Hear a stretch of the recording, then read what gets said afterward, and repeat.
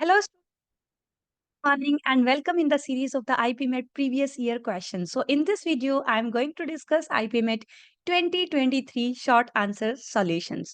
So, आप अपनी preparation को अच्छे से करते रहिए एंड प्रीवियस ईयर क्वेश्चंस लगाना मत भूलो, ठीक है? चलिए तो स्टार्ट करते हैं. This is the question number 9. If you are new at this channel, so please subscribe for all the videos, like all the content related to the IPMET exams और the CAT exams. So, this is the question number 9. I read this question. The total number of positive integer solutions of this equation. मेरे mind में अगर आप लोग exam hall में बैठे और आपके माइंड में तुरंत स्ट्राइक किया कि ये क्वेश्चन पीएनसी के कंसेप्ट से आइडेंटिकल आइटम्स का distribution among the distinct object वाला कंसेप्ट है, तो इसका मतलब है आपको कंसेप्ट अच्छे से आता है और आप इस क्वेश्चन को डेफिनेटली करके आओगे. चलिए तो क्वेश्चन क्या है बच्चे? Because a plus B plus C greater than equal to 21 and less than equal to 25. So there are cases when a plus b plus c equal to 21, when 22, 23, 24 and 25.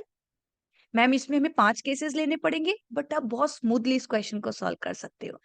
First, जब आपने equation consider किया a plus B plus C equal to 21, लेकिन यहां पे एक चीज बोली है क्या मैम?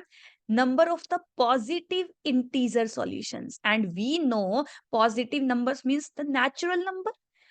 मिनिमम 1 से तो zero, zero is not the positive integer, zero is not the positive integer. तो minimum A B and C में तीनों का वैल्यू मिनिमम तो होना ही चाहिए, 1 तो मिनिमम होना चाहिए. एंड आइडेंटिकल टू डिस्टिंक्ट में जो फॉर्मूला होता है, this is n plus R minus one C R minus one, right. तो सबसे पहले बच्चे आप यहाँ पे क्या करोगे? आप ऐसा समझिए कि ये 21 आपके पास 1111 आइडेंटिकल कॉइन्स है या आइडेंटिकल फ्रूट्स है, जो भी आपको एग्जांपल लेना है, आइडेंटिकल चॉकलेट्स है, 21 आइडेंटिकल चॉकलेट्स है.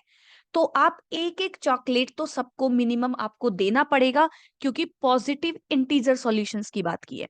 तो जब आपने 21 में से 3 value they the, now you have the 18. 18 में अब आप ये फॉर्मूला लगा सकते हो. So the first case n equal to 18, r equal to 3, because you have to distribute among the 3 objects. Just assume these are the 3 peoples, you have to distribute the 21 chocolates. ठीक है, you have to distribute the 21 chocolates. तो 1111 chocolate आपने यहाँ पे दे दिया है. तो n equal to 18, r equal to 3. चलिए तो फॉर्मूला लगाते हैं. तो ये हो जाएगा 18 plus r minus one means 3 minus 1 is 2.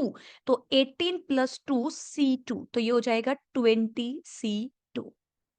Same case में अगली बार क्या हो जाएगा? जब आपके पास ये वैल्यू 22 होगी, 3 आप डिस्ट्रीब्यूट करोगे तो ये रह जाएगा 19. अगेन आपके पास में 19 प्लस 2, तो 19 plus 2 C R minus one, तो ये हो जाएगा 21 C2.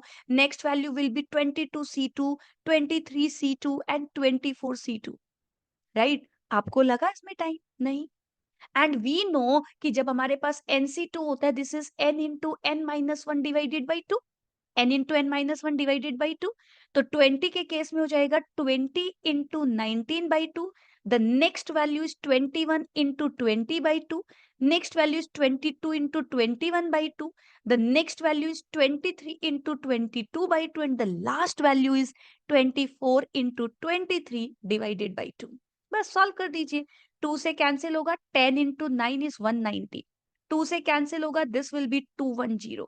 2 से कैंसिल होगा 11. 11 को 2 डिजिट नंबर से मल्टीप्लाई करना है, तो दोनों का समेशन बीच में पुट कर दीजिए. 2 से यहाँ पे 11 से मल्टीप्लाई होगा तो ये हो जाएगा 2 और 3 का समेशन बीच में 253. 2 से यहाँ पे 12. सिर्फ एक कैलकुलेशन आपको करनी पड़ी, ये भी ज्यादा बड़ी नहीं है. 23 इंटू 10 करोगे एंड 23 इंटू 2 करोगे, तो बच्चे ये वैल्यू हो जाएगी आपके पास 276. ऐड कर दीजिए. 3 प्लस 1 4 एंड 6 इज 10.